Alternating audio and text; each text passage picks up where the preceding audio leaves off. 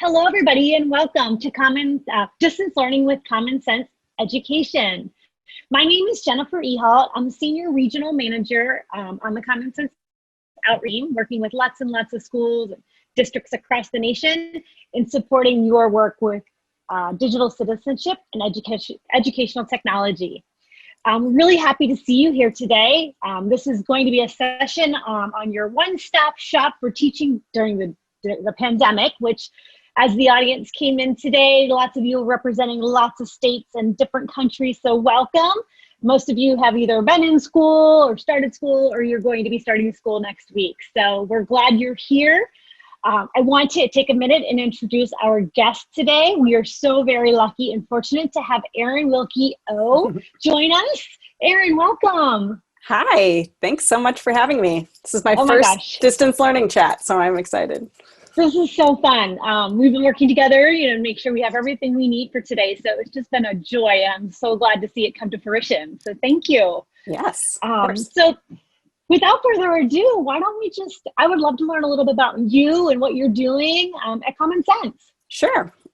So my role is executive editor of education content, which means I get to work on a lot of the resources that Common Sense Education puts out for teachers, as well as resources we have for family engagement. So family content that we provide to schools and educators for working with families. Been with Common Sense for about 8 years. It's crazy. And before that, I was a teacher. I taught high school English in Kansas City, Kansas. Any Midwesterners out there? Woohoo! And I taught ESL to adults there in Kansas City as well. But it's been a while now. And I also am a mom of a 4-year-old and a 7-year-old. So I am facilitating first grade this year as well, helping working with my son's teacher. So that's been really interesting from the parent side this year as well. Isn't it interesting to be in the educational, as a profession, being an educator and then sitting on the other side of the chair, the desk? It is. And I've really loved that aspect of it this year in terms of the relationship with the teacher, and it just feels more personal, which is interesting. Yes, and I can probably speak and feel the same way. I think there's a lot of different religions being built, which is almost like a silver lining. One of the silver linings in some of this is that relationship in our child's learning with the teachers. So, well, I know your kiddos, and they are absolutely adorable. And the things you're sharing, I'm pretty sure it's going well in your house, as well as to be expected, right? Right. Good. Well, we're really happy you're here because we know that we have a lot of new resources for back to school. And so I just wanted to kind of learn a little bit more about, behind the scene with these new tools and how did they come about? Sure. So since March, when all of the pandemic hit us, we have been really focused on ways that our resources can support teachers and families and students in this really difficult time. We knew that from the beginning that Common Sense was positioned to do this kind of support because of our expertise in learning media, technology for teaching, digital citizenship, family media. We have a lot of resources that were really on point for this moment. We also wanted to make sure we were answering the needs of all of the communities that we serve.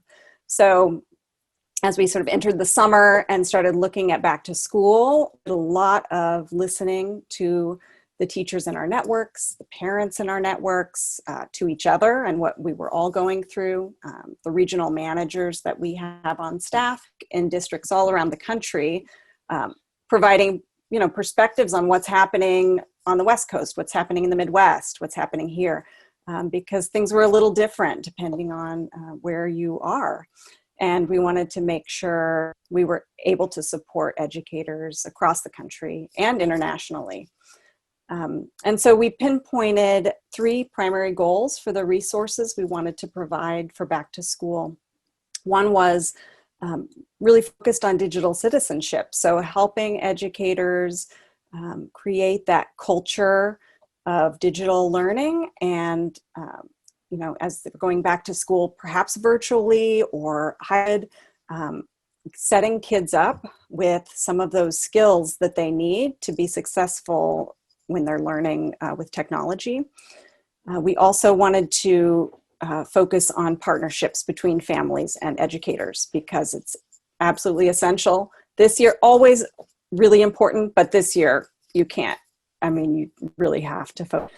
And the third goal was to build confidence, help teachers build their confidence in teaching with technology. Many educators have been doing this for a long time. Others, this is new, or maybe it used to be sort of something you did optionally. Now, for many, you have to. This is how you can reach your students. And so we knew that we have a lot of resources and expertise in choosing technology for learning, using it well, and we wanted to make sure we could help in that way. So those were sort of the overarching goals that we had, and we came together as a team. There are many people, I think maybe 20, 25 people on the Common Sense Education team. We came together, representatives from the various projects, so our digital citizenship team, our EdTech ratings and reviews team, our outreach team, to collaborate and come up a great package of materials that we felt like would really help this back to school year. Awesome. And I can attest to the 3 things discussed, from digital citizenship to, partnerships with teachers and families and the confidence with teachers. I've been doing this work for the last month now, and those are the top 3 things that are relevant and most well received, just helping teachers navigate this and helping families. So as an outreach person supporting these schools and these districts and these families, all of this stuff has been spot on. So we're excited to learn more about what some of this stuff looks like. So first thing, I know with back to school, or just even at any point where you're starting an online community, resources for building a culture look a little different, right? And you can't do necessarily icebreakers face-to-face online, so to speak, all those things of getting to know each other in back to school time. So what are resources we have or that we can share out around getting it started? Yes. So the first thing that we focused on was sort of came out of something we had a couple of resources we had created in the past. One was we had created a family media agreement, very popular over the years, something families can use to come up with some rules and expectations at home around using media. And combining that sort of thinking with a guide that we had created about our using technology in our classroom, which was more about in the classroom technology. And we came up with 2 templates that are customizable. One is for the younger grades and one is for older middle and high school grades, that are essentially distance learning agreements. And they can be used either by the teacher with the students, or, in the case where maybe there isn't doesn't know common sense, but a parent is familiar with us, we made them available to our parent networks as well, because they could be used as with a family, setting up sort of what are the sort of skills we want to reinforce, some of the expectations around being online for school. And we really grounded it in the digital citizenship curriculum's dispositions and skills that we build with that curriculum. So these did come from our digital citizenship team, and they're customizable. So we, present a set of expectations on there, but they're in Google Docs. Parent can just make a copy and edit it however they like. I used it with my first grader, and we made some changes. There are a few things on there that felt like a little old for him, and we let him make a couple of rules. But it was a really nice way to sort of set the culture at our house. what school was going to look like online. So those were two of the resources we set up for that. Let me see, what else did we have? Oh yeah, the other thing is just getting the digital citizenship lessons to kids during this time, during distance learning. We were thinking a lot about, many of you probably use our curriculum, how that would translate for a distance learning situation. And our team had already been working on what we're calling the quick dig sit activities, which is essentially a much shorter version of our lesson. It's a lesson activity that's within the lesson on our site. They go with all lessons that have a video component. And what they are essentially is the video paired with some discussion questions, so some discussion prompts. So it's a way where if you know you want to teach a particular skill or lesson, but you're not, either it doesn't really work with how distance learning is set up for you, or you don't have enough time, they're very short, but they do get kids thinking about and talking about these really important dilemmas and questions that are very relevant right now as kids are online so much. So we have a couple of articles where we put them, we sort of collected those together, so you can easily get to them, but you can also get to them through the lesson plans on the curriculum. And yeah, Melissa's sharing those with you right now. And I love that idea of being proactive. Yes. Instead of reactive. These are just quick, Absolutely. easy things, no matter what age level, but there are some milestone years that are really important. Obviously that K1, the little ones going in, this is all very new for them because they're not used to being on a device and communicating so much. But then you also have the transition from elementary to middle school and all of those students and, those kids that, that's another big maturity level changes. Mm-hmm. And then obviously the high school juniors, seniors, and those of them prepping to go on after high school. So for sure, lots of different reasons to be proactive when we're talking about digital dilemmas that are popping up every single day now. Right. Kids are very creative. Yes. And so, yeah. And we really are, all of the skills in the curriculum are relevant now. I think for sure, online communication is huge, and really helping kids understand respect for communication and what to do if they see something that's not respectful, or what, they see something that makes them uncomfortable. Thinking about media balance. That's tricky right now. Obviously, we need to be online a lot. And so how can we set up some balance in our lives with media and technology? Right. Yeah. Right.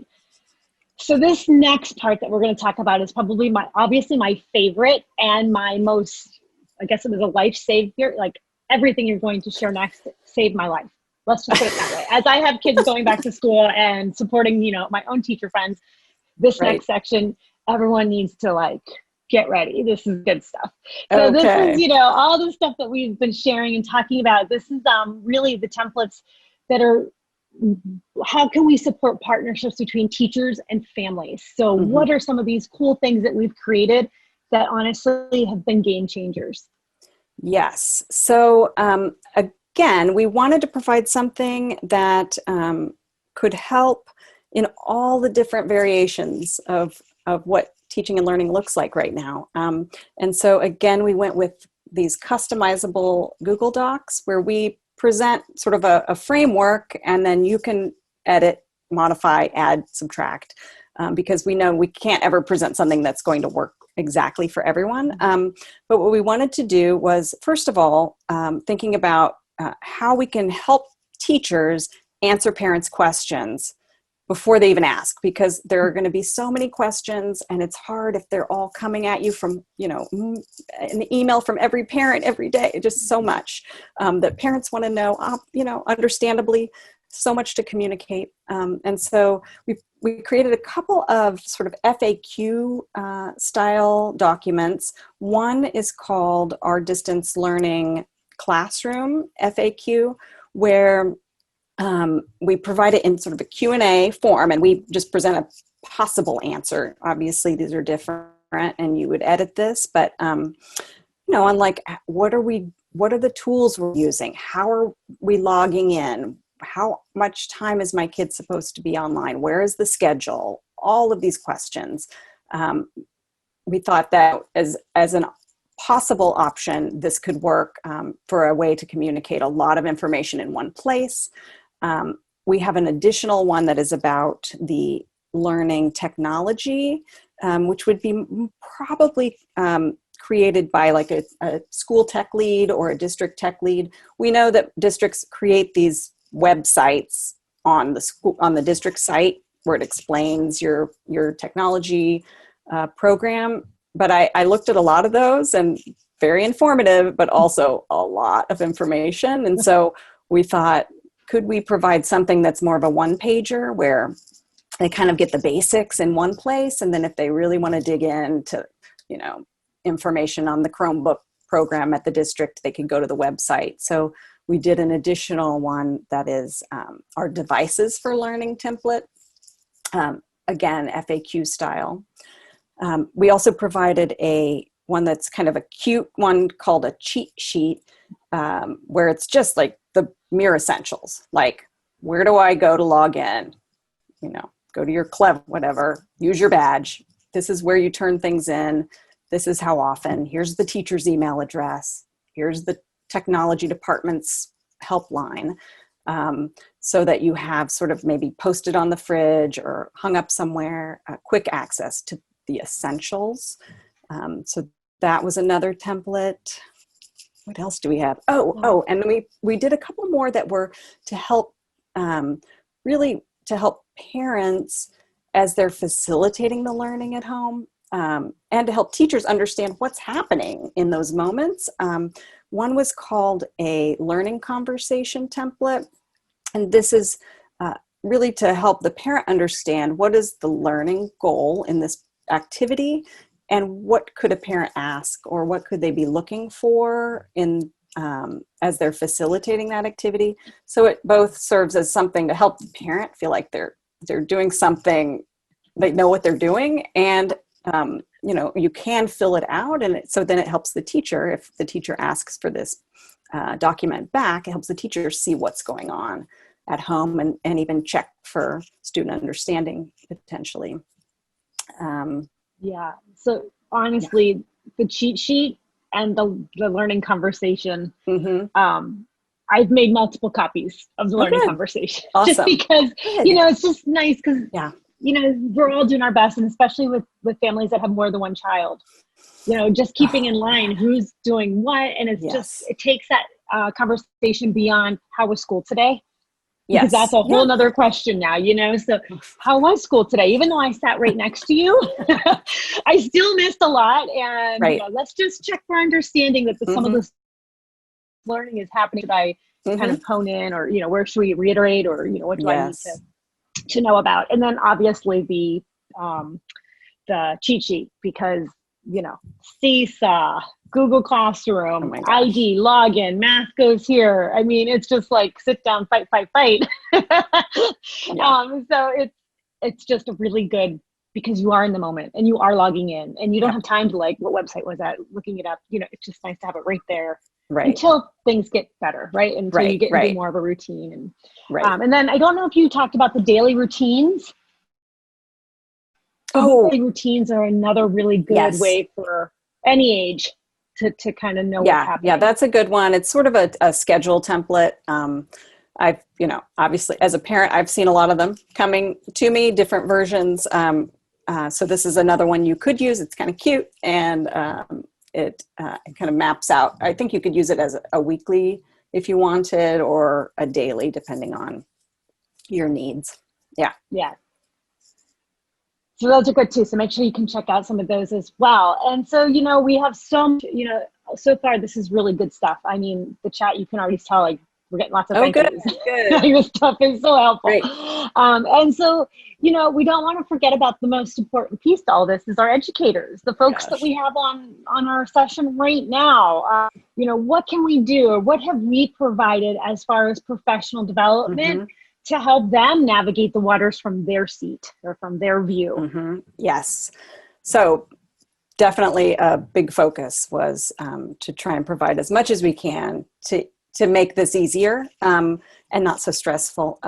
We definitely have, for a long time, focused on finding the best tools, how to use these tools. And so we're thinking about where we could offer this up in a way that was easy to navigate. Obviously, our site has a lot of resources on it, and we have heard kind of hard to find stuff sometimes. So we in fact launched a new website in response to this situation called Wide Open School, and it is focused on primarily on this moment of the distance learning, helping families figure out what to do in the spring when schools were sort of up in the air about what can I send home, what are we doing? Families were like, well, we got to do something. And so this site helped, we curated a lot of fantastic activities for kids, learning activities. There's also a section of Wide Open School, excuse me, called the Teacher Center. And this is new for back to school, where we wanted to have a one-stop place for all the resources that we have related and relevant to this situation. So everything I've talked about is in fact in the Wide Open School Teacher Center. We have this webinar series right here featured, the playlist for this webinar series, and we've pulled out a few of the videos you can watch right there on the site. We have a lot of our curations of the best tools, the best free tools to use, really select collections of, what do we think is the best for ELA for elementary? What is the best for math for elementary? And what's free and easily accessible? We also have a lot of our guidance on how to use these well. We have a series of articles called Teachers Essential Guides, where we focus in on some of the big tools. And we've curated a lot of professional development videos from other organizations that are high quality, really valuable and important in this moment, including a heavy focus on social and emotional learning for kids, and a new section coming on teacher self-care, because it's stressful. It's a hard time for everyone, and so we want to make sure that we are not forgetting about our emotional well-being right now. So there's a section on that. Definitely recommend checking out Wide Open School. Right up top it says like teacher and families. So there's also a lot of resources for families in there as well. Absolutely. And, we need all day, right? But you're just touching on the tip of what we have to offer. I mean, obviously, when you said this series, and we covered a variety of topics from, SEL to diversity to self-care. So make sure you check out our YouTube channel, because it has all the recordings. We're up to we're close to 40 half-hour sessions now on all kinds of different topics that can hopefully help you and guide you. And just the different topics as well. As the outreach team, we offer lots of professional development to schools and districts. And so everything from social emotional learning to engagement strategies, making sure teachers understand they don't have to change what they're doing necessarily. They just have to change how they deliver it.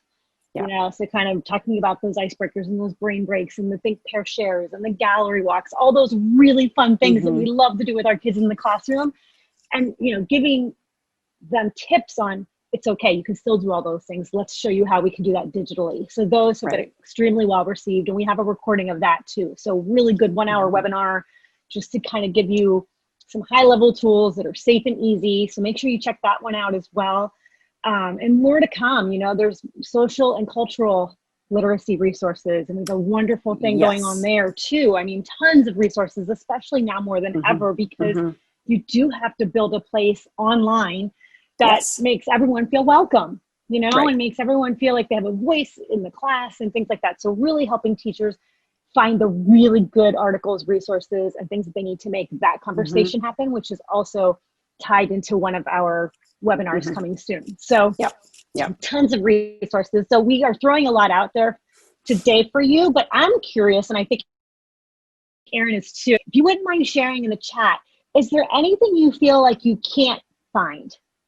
Like if you're going out there to look for professional development, or you know what, I'm seeing a ton of, you know, social emotional learning, but I'm not seeing a ton of, you know, XYZ. So any feedback you can give us would be so at this point, because we are constantly creating new content and we just want to make sure we're hitting the relevant points now and even continuing through your school year. We know it's an election year, so we have news and media literacy content for the election year that we can make sure we do that to you as well. But just curious, 1 word, 2 words, you know, what do you just feel like I need help on this, or I could use a template for this? I would love to. I'm definitely listening. I'm always looking for ideas and what's needed. I would love to hear any requests. Now's your chance. I was trying to think of what we have coming. We have some. We have an essential guide on Seesaw coming, which is a very highly used tool. We have something about parent-teacher conferences, how that works this year, some ideas.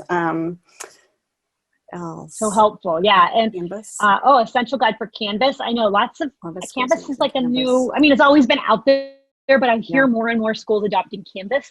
I'm with you on that. And obviously the low income offline, no Wi-Fi engagement ideas for families. That's good. We and work on that constantly. Right. And that's really big on Wide Open School. In fact, there are a lot of, that's been an intentional focus of Wide Open School, is to provide a lot of offline activities. So things that can be just printed out or just shared in that way. So they're tagged differently on the site, and you can search by that. Yeah, so good. Thank you for those of you who are sharing things. You also have access to our, we'll make sure Melissa shares out our Twitter handles as well. So if, you know, something comes back, you know, down the line or comes to your mind, I know my best ideas happen in the middle of my sleep. I have Post-its next to my nightstand, because you're just like the teacher and us, we wake up going, that will work. So yes, make sure if, you know, things pop up in the coming weeks, because sometimes I know we're in a place where we haven't even been planning too far ahead, because we want to make sure it's relevant. Things are changing so quickly from week to week, to be honest. Like, we just want to make sure by every Friday we're talking to you with the things that you need in the moment, because that's how we are now, day to day, hour to hour, you know, week to week. So reach out at any time. We are very open to learning the needs of what you know, looking for, and how we can support you, because the support is different, you know, than in past years. So just know that we're here, and we are more than willing to create and do whatever we can to make your life easier. So, you know, if there was one takeaway, you know, one thing you wanted the audience to leave with, it's always the golden question, but what resonates with you when you look at all of this stuff, and, you know, what should they leave with? I mean, I just think, I don't know you all personally, but you're doing a great job and you're going to do great. I think that I just want to say thank you. And as Jennifer said, if there's anything you feel like you need that Common Sense Education could be doing, just let us know. And that there's a lot of ways to do that. You can tweet at us. You could reply, if you get the newsletter, reply to that newsletter and just say, Erin, because it says it comes from me. Just say, Erin, I really need this. I get those. They actually send those to me whenever that happens. You can use our contact form on the site. Like, we're really listening, and we get those messages and we take them into consideration. So if there's something that you need and Common Sense feels like the place to be putting that out, let us know. Absolutely. I want to echo Erin. You know, educators right now, you guys are the ones, you all are the ones giving us hope, for sure. I mean, I have a front row seat to a kindergarten class every single day. And I'll tell you, from the beginning and only a week in, I'm telling you're keeping it hopeful. You are the most diverse group of folks that can honestly, you're magical. You can do anything. You're like the unicorns of your schools and your buildings, because it's just been incredible to watch this unfold. So without getting any more emotional, I just wanted to say thank you, and we are doing everything we can to support you. So Erin, I can't thank you enough for coming on today and giving us background on how all of this stuff comes to fruition for our audience. Yeah. And I think that they're leaving with a handful of wonderful, wonderful resources to start off their school year. So thank you for your time today. You're welcome. Thank you. So today's session has been recorded, and it will be up on our YouTube channel, the Commons Education YouTube channel, probably in the middle of next week. So sit tight, but we'll make sure all of the resources are added to that. Mm-hmm. And we hope to see you next Friday with, we're going to be talking about, we're going to be celebrating 9/11, Patriot Day. And we have a conversation on, its legacy and how we can keep that going in our classroom. So we hope that you'll join us next Friday for that at 3 o'clock Eastern, 12 Pacific. So, all right, everybody, good luck. Have a wonderful, wonderful day, and we will see you soon.